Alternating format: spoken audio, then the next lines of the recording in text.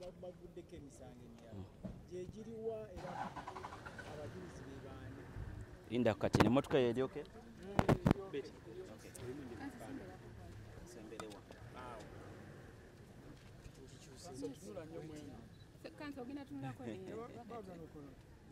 kati nkole ntya ku kooti ey'Emakindye kulaba clansi baffe ababiri Sipapa n'omukyala okulaba ng'omusango gutegeera oyo batuuseewaawo kugenda kusalawo.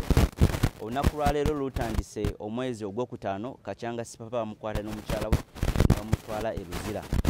Era we tujjidde olunaku lwaleero omuweereza wa gavumenti ategeezezza kooti nti waliwo emisango emirala emipya gye bagasseeko olwo n'asaba enkyukakyuka ziri mu mpapula z'omusango bazikiriza kooti.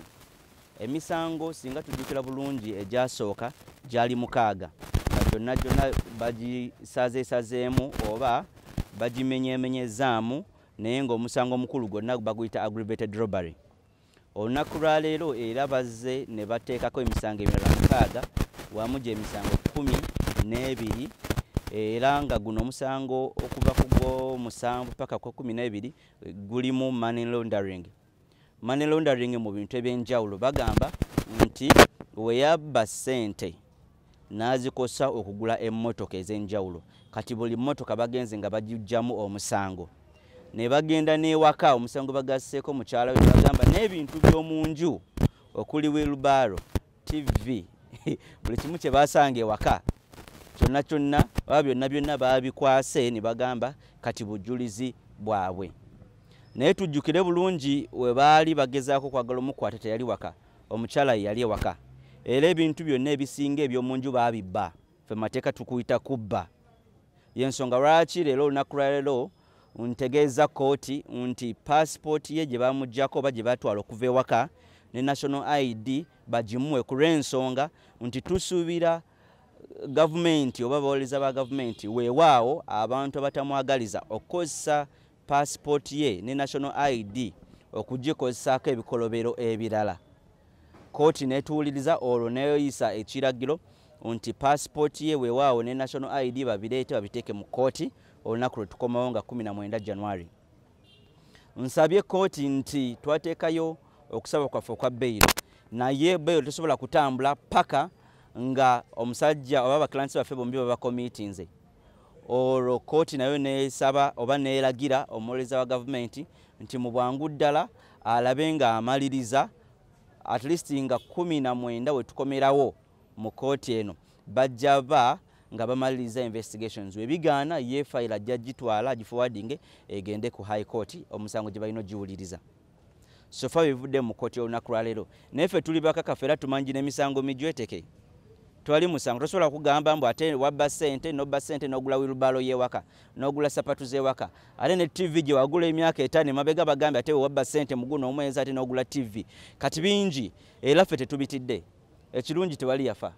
Ekirala ekikulu kyensabye kooti okola balete complainant. Tewali complainant okuva mu gino emyezi 5 emiramba yali azzeeko mu kooti. Asusenga complainant IO wa poliisi. Kati wali wa poliisi yalabako Sipapa nga abba ssente wa mukyala we. In fact noyo wa poliisi azenga IO omukyala ntegeeza we bagenda okutwala ebintu by'omu nju teyaliko. Eyaliko yali OC we Kabalagala. Kati tumanyi gino emisango ekisooka mitono. Ekyokubiri tujja gigguka. Ekyokusatu tejeeraliikiriza. Ekisinga obukulu okulaba nga amateeka gagenda mu maaso oba balina obujulizi babuleete naye katuli mwezi gwa kutaano tewali bujulizi. Ensonga lwaki ne ba complainants tebaliiwo we bagamba ssente olwo ssente ze bajja mu nnyumba ya Sipapa ezo tebazoogerako. Simanyi oba nazoogerako nga tuli kumpi kumaliriza emyezi 6 n'ezo tebazoogerako era muno teziriiko. Ekibuuzo ekiriwo ziruwa. Kati ezo ssente zimu ezitwala omukyala ne bamugatta ku musango. Kati bintu bingi era tumanyi obudde nga bunagenda bigenda kuvaayo bigenda kuzuuka naye ekisinga obukulu tumanyi nti bakiransi baffe bombi Sipapa n'omukyala tebakola musango gwonna.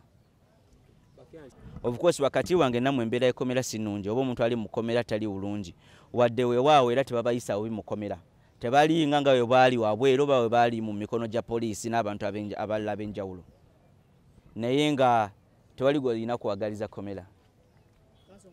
olw'ensonga gye twali twabategeezaako eya Ebola weewaawo ne COVID nga bagamba omwana ali wabweru abantu ab'enjawulo bamuyina ate kati omuyingiza eri ayinza okuleeta obulwadde n'ebigenderako naye nga endabirira y'essimbi wadde era okwagala kwa maama tekuliiwo nekye tumanyi empapula zaffe eza bbero ezinagendera mu maaso tujja kulaba ng'afuluma ku lw'omwana liddene ku lw'ensonga ebipapula bye twetaaga bibino denje eriwo okuba nga baakamuta ku bbeiro ate ne bayita ekisanga ekirala ku lw'ensonga tujjukire waliwo omusango gw'okubiri ogujja ku lwokuna olwa wiiki eno era baagamba nti yabba naye wotunula ogwo omusango waliwo be baakwata ne bamala n'okuconvictinga omusango ne baguba n'ogugoba kooti enkulu kati gwe bagasseeko ono kati bintu bingi weebiri wotunulira bino bye baleese olunaku lwaleero birimu nobba ssente n'ogula n'emmotoka nobba ssente n'ogula n'emmotoka naye baali bagezi ddala emmotoka zonna baazikwata intention yaabwe si muntu kubeerayo intention ya kutwala bintu bya mukulu.